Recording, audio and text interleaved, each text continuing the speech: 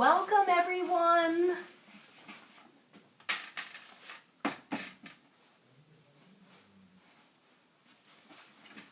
Let's see who's jumping on. Hi, Patty. Gonna wave at people. Just getting ready for our demo here and some questions. Welcome, everyone, to class. I know I usually ask where you're logging on from, so you can throw that in the comments. Or you can tell me what you're baking. Hi, hello everyone. So great to see you. We'll get started right on the hour. Just doing a little bit of prep here. All right. I have stuff everywhere because there's so much to talk about today. If you have a question, please jump on. Put it in the comments. Please jump in the comments is what I was trying to say. Oh my God, it's crazy. Let me wave at some folks. Hello, chef. We've got some chefs in the house. Very, very exciting stuff. All right. So now, let's see. What does Mickey say? It's 11:59. One more minute, everyone.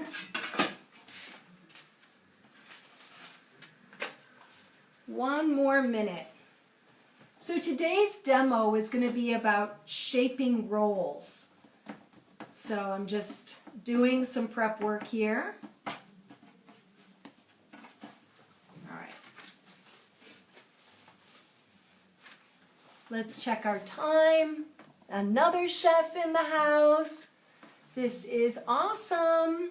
All right. Well, it is 12 o'clock noon here in Los Angeles on the West Coast. So we are going to get started. Hello, hello, hello, Florence. Hello, everyone. Hi, Debbie. So nice to see you guys. All right. So let's just jump. We're going to dive right into the questions. And please, please, if you have questions, get them in those comments. Last week, we had so many questions. We didn't even get to all the questions that came in during the week, and that was awesome. So let's do that again. All right? Great. Okay. The first question that we're going to talk about today is a bread question, and it kind of follows along with what today's demo is, which is setting yourself up for success when you're making dinner rolls or basically any bread shaping. But first, this question was about one of the bakers wrote in and she asked, do I scald milk before adding it to a bread recipe? And my answer was, not anymore. So just I'd like to elaborate about that because you might have recipes from older cookbooks, and I have my grandmother's cookbook right here from the Antoinette Pope School of Fine Cookery. This was her beloved book, and every bread recipe tells you to scald the milk. This book was first published in 1942, 43, something like that. Well, back then, milk was pasteurized at lower temperatures, so bakers noticed that they got better volume with their finished product if they scalded the milk first. They scalded and then they cooled it. So this worked out two ways. What was happening was, because the milk was pasteurized at a lower temperature, a protein fragment in the milk called glutathione, which is a gluten inhibitor, it inhibits fermentation, was disabled, right? And many bakers, they had no idea why. They just figured this out. And so that's why milk was scalded. It also took the chill off your milk. So you would heat up your milk, you'd scald your milk, then you'd cool it down, and it would be on the warm side when you added it into your bread dough. So, but mainly it was to disable this protein fragment that inhibited fermentation and produced less than voluminous loaves. So my answer was no. So I showed you a cookbook that was originally published in the 1940s, and then just for, because I know you like the baking facts. So this cookbook, the Fanny Farmer Baking Book, put it in the comments if you have this book in your library. Well, this book was published in 1984, and it's been in many, many reprints because it's an awesome book. The only problem is everything is by volume, and that's a major drag. But this book, the brilliant author, in every bread recipe, she uses non-fat dry milk powder. And because milk powder is heated to a high temp, the milk is heated to a high, it's dehydrated, so it's heated to initially to a high temperature, disabling that pesky protein fragment. She got around that whole glutathione business. Today, milk is more often than not pasteurized at ultra high temperatures. So the protein fragment is disabled. And it's not something that we as modern bakers have to worry about. Unless you're using raw milk, you probably do not need to ever scald and cool your milk before baking, all right? Even though your grandmother had to, you do not have to.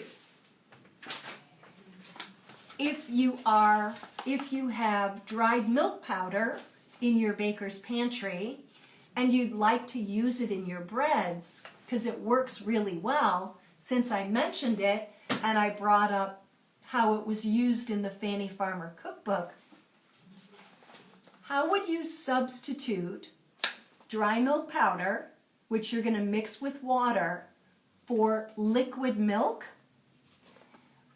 You're going to use for 8 ounces of milk, 227 grams.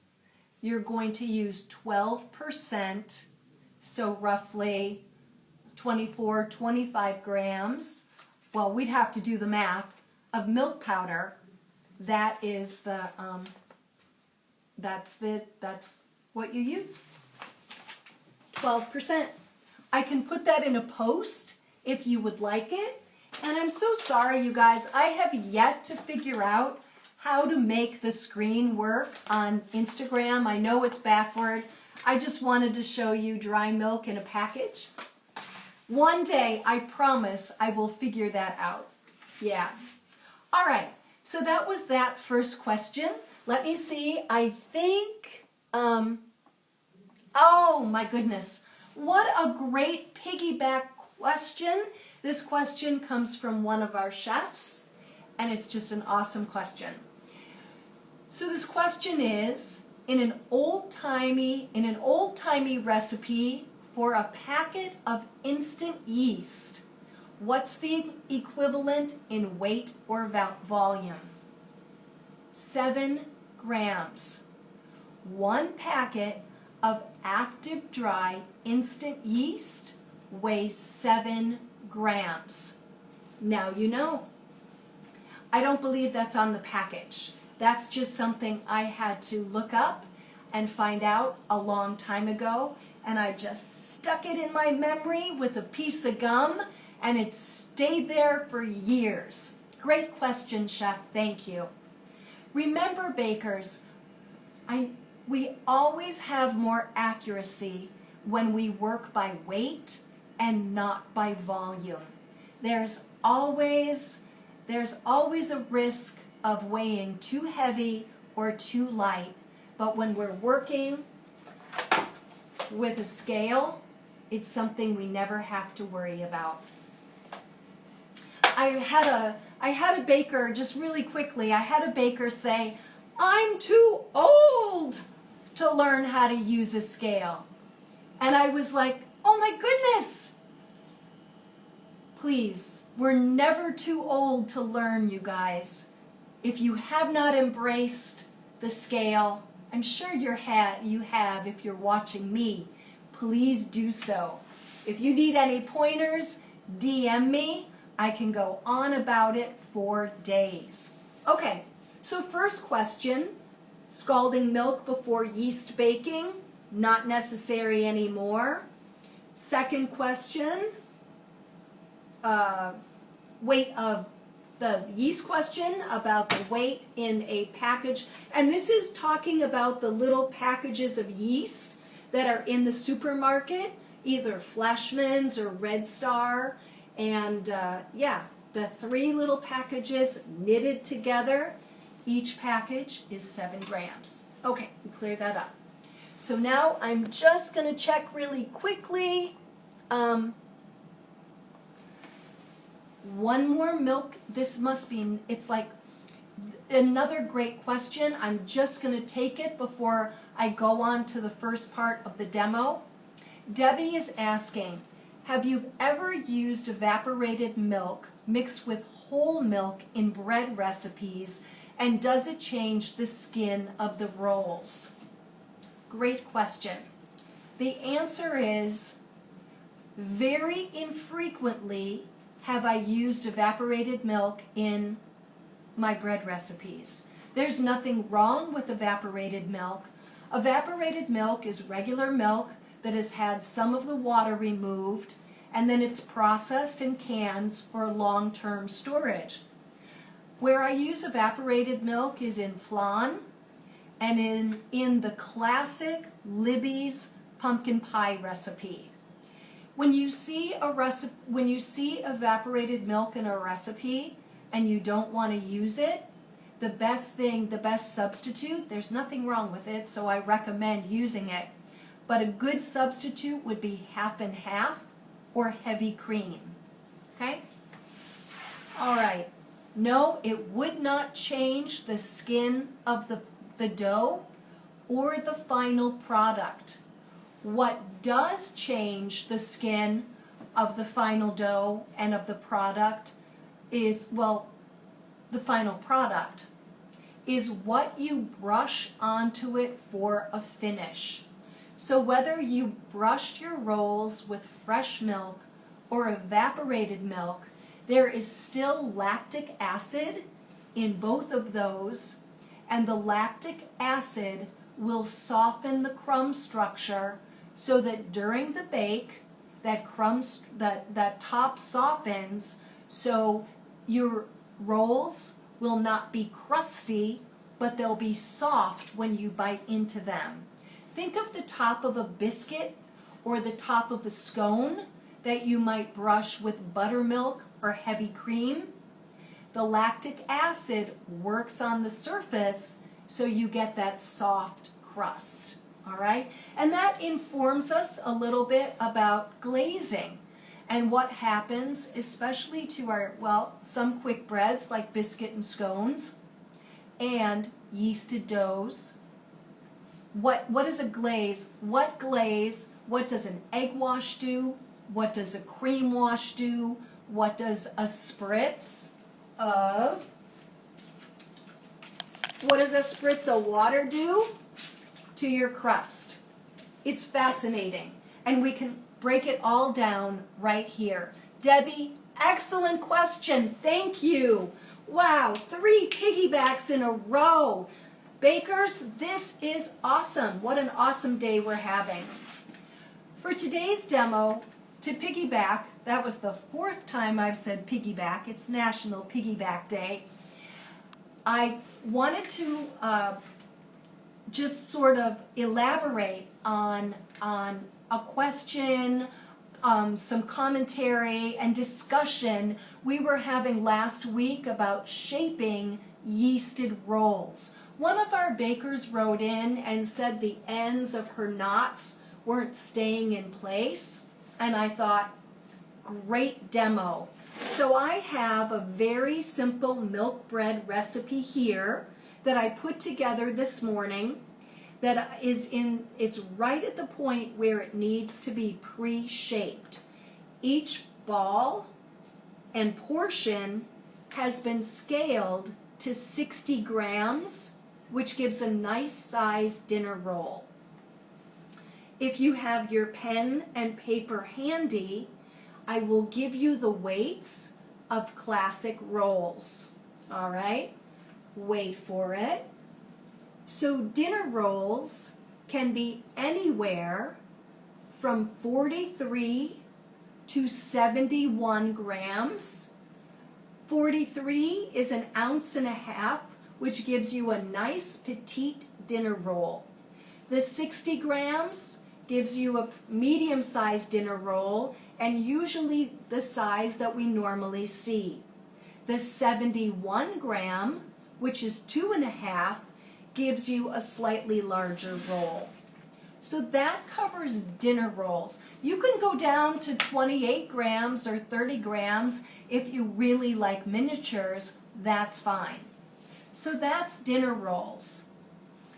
If you're making hamburger buns, we're getting into grill season. I bet a lot of you are grilling and barbecuing it's May 1st. Happy May Day.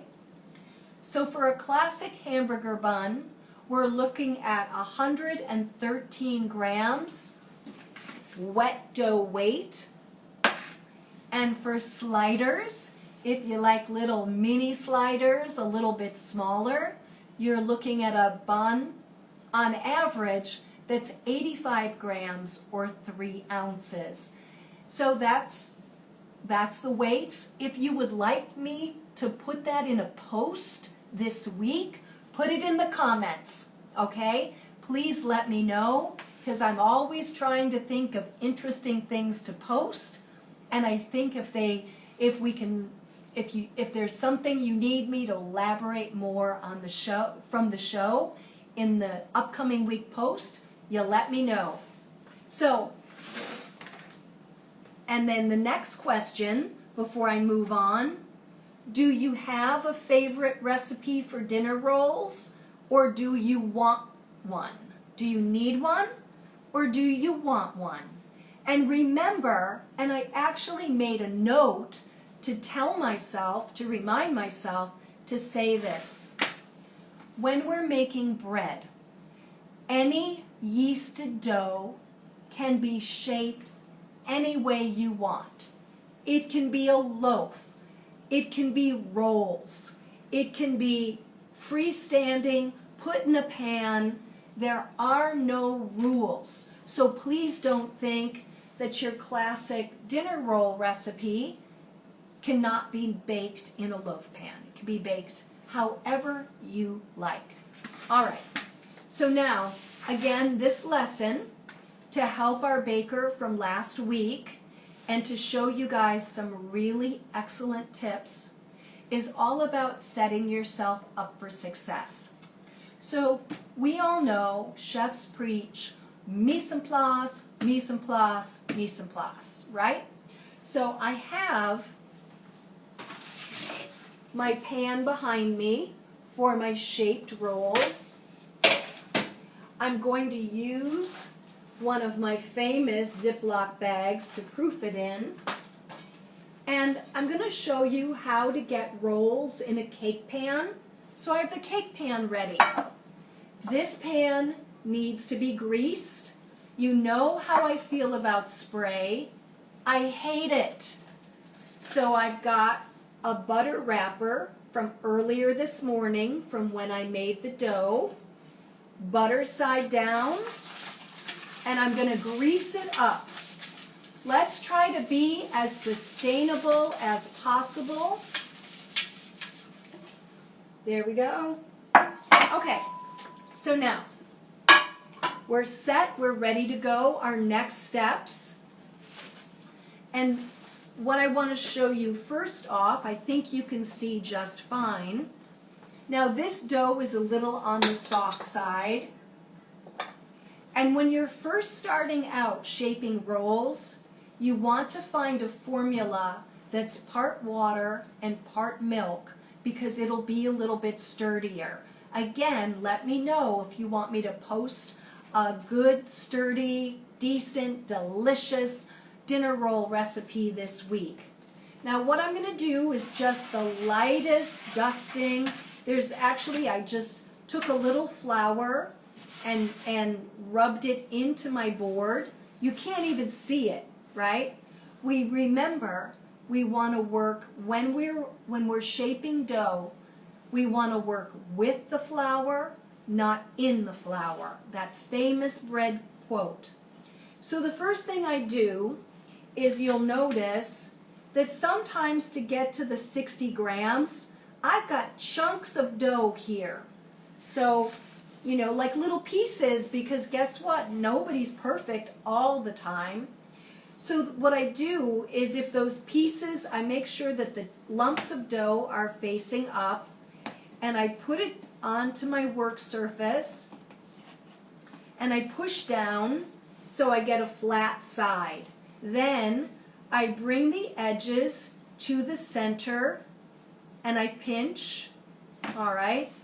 Then I take it, and I flip it upside down, and then I use my hand to roll it. Those of you who have been to culinary school, you've seen this, or taught in culinary school, you have seen this 10,000 times. All right, now, and I have some, now I'm going to go fast, really fast. So you can see the lumps of dough. I'm going to do 2 at a time. But what you want to do, the whole point is basically no flour down so you have traction, and use the work surface. Like really consider your work surface as part of your toolbox because it is. All right, bringing the edges up, flipping it over, and then just loosely, like a worry ball. I think we all need a worry ball these days, or stress balls. Roll the dough loosely, and when the pinch is gone and it's pretty and round with beautiful surface tension, well, you're done. And then just put it in the pan. I have some made to save time for us. So mistakes bakers make, they put flour down. For some reason, that's just in our consciousness as bakers, that we aren't safe without flour. But the reality is that flour causes, I'm going to show you what happens if you put down a lot of flour.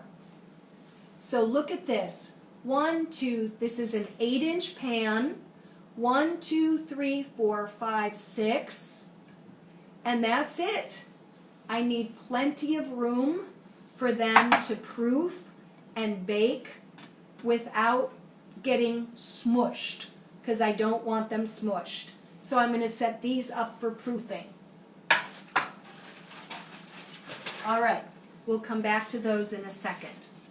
So the next, I'm just going to check, I'm so sorry, I'm going to check for questions. No new questions. No, okay, cool beans. I can wave at people. All right, so the next thing we're going to do is I'm going to talk about pre-shaping because our baker wrote in about knots. And that the knots weren't sticking. She was having problems with the ends. Right away I thought, maybe too much flour, okay? So you need to see this, because if I make everything go well, we learn nothing. So I'm going to put down too much flour. It's raining flour in the kitchen. And I'm going to shape.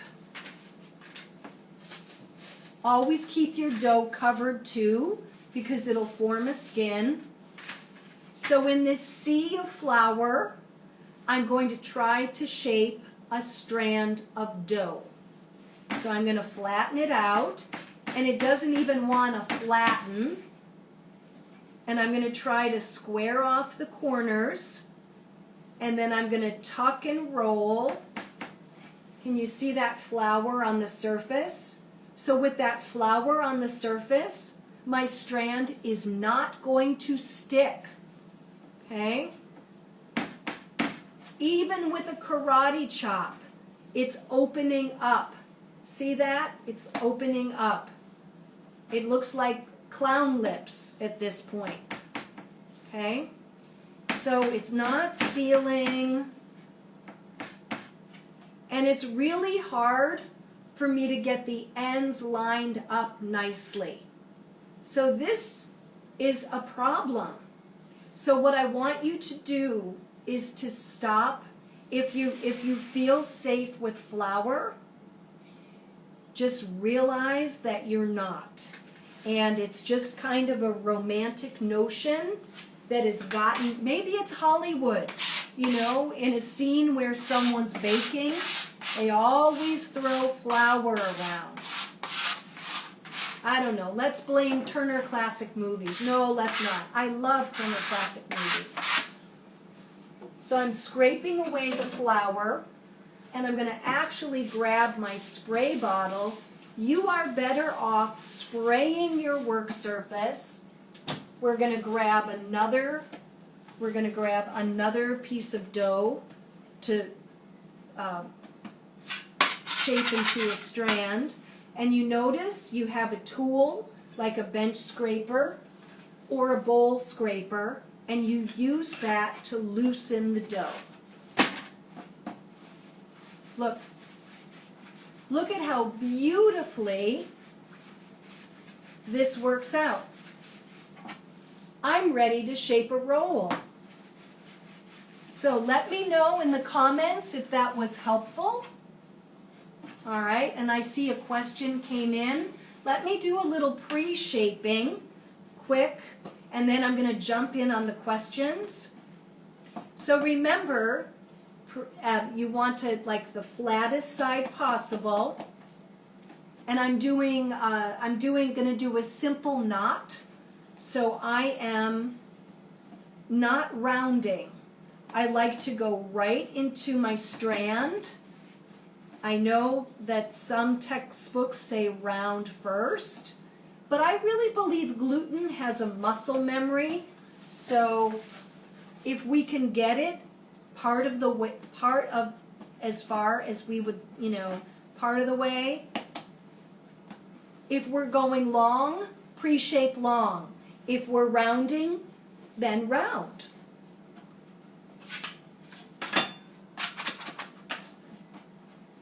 Okay, all right. So I've got 3 here for my next demo. And again, always cover as much as possible so it doesn't form a skin. We're going to let those rest for a minute. All right, let's see. Oh, great questions. Okay, so now that I have these little pre-shaped strands, I will learn to talk, I promise. I'm going to let them sit for a couple minutes while I take these questions to relax the gluten. Now remember, bakers, the only thing that relaxes gluten whenever we do anything with a piece of dough, whether we're mixing, we're kneading, we're shaping, we are activating gluten. And when we activate gluten, we tighten it up. So the only thing that makes it relax again so we can go on to our next steps is resting. All right, let me get to some of these questions.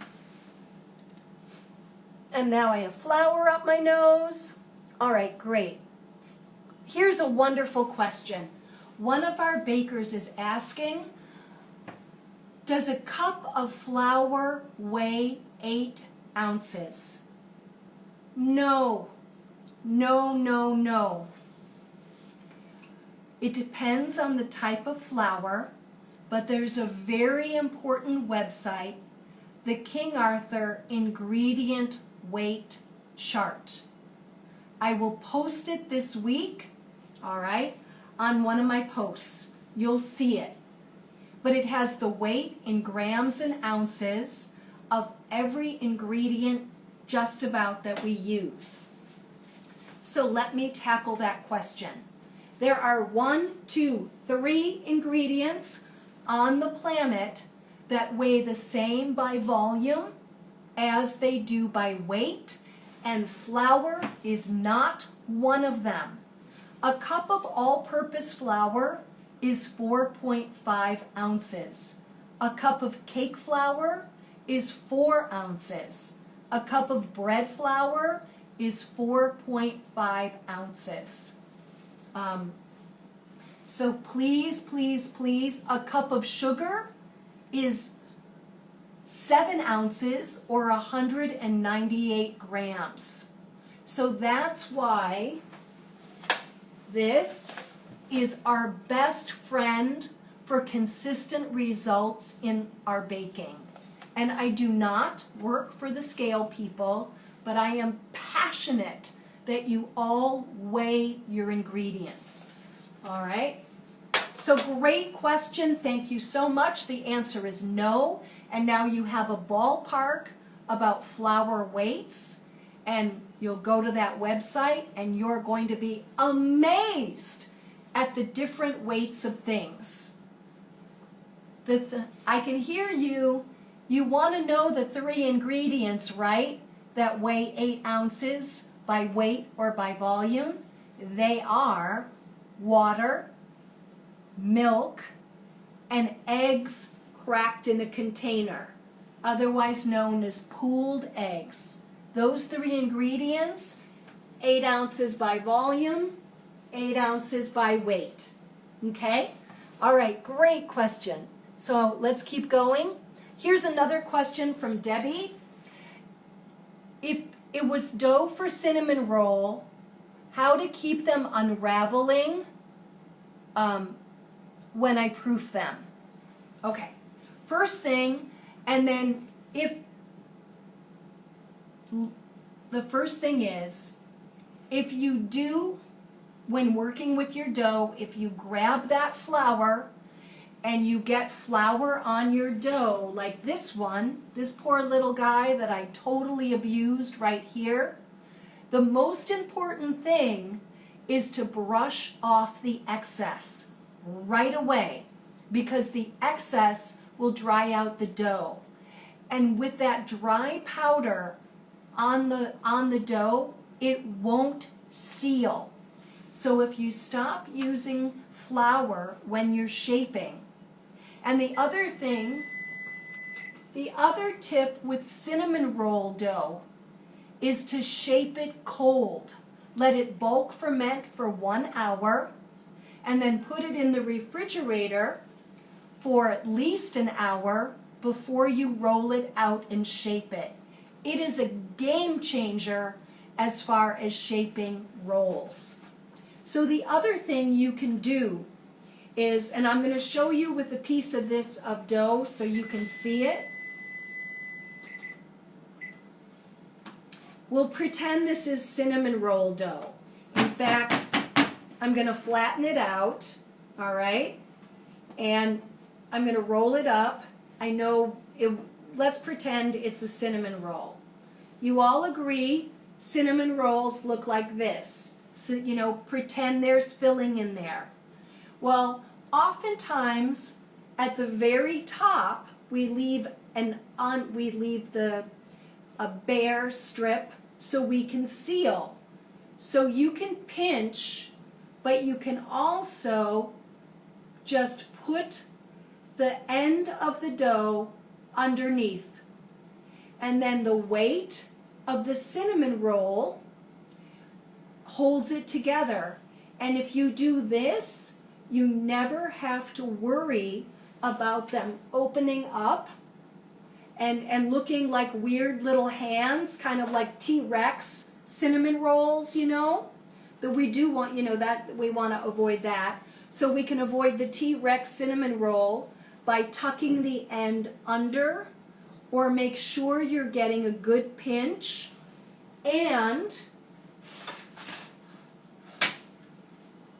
Okay, pretend these were all cinnamon rolls and not dinner rolls.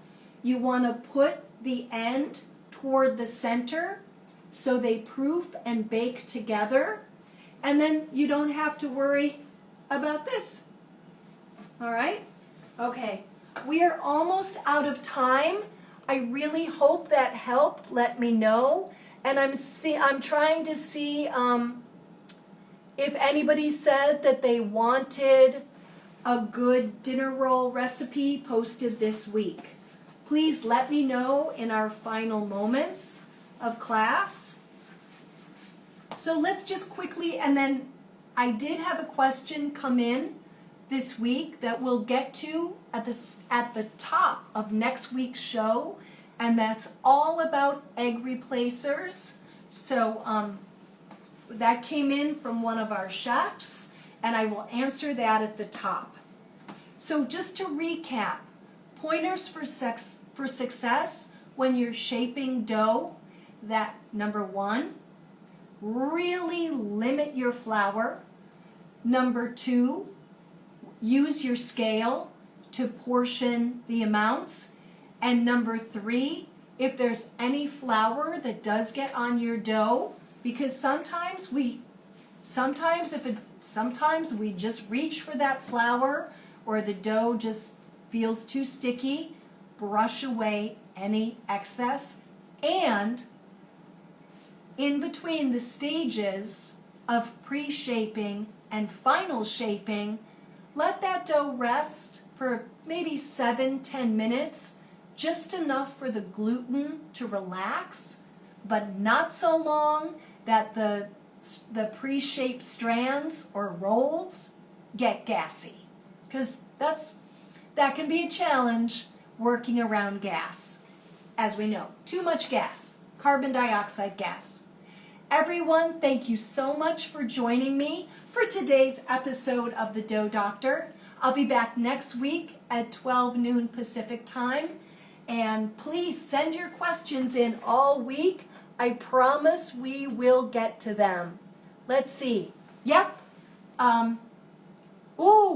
Okay. So I will post a good dinner roll recipe with a whole wheat variation. All right, everyone. Thank you so much. Enjoy your baking. Have a wonderful day. Bye.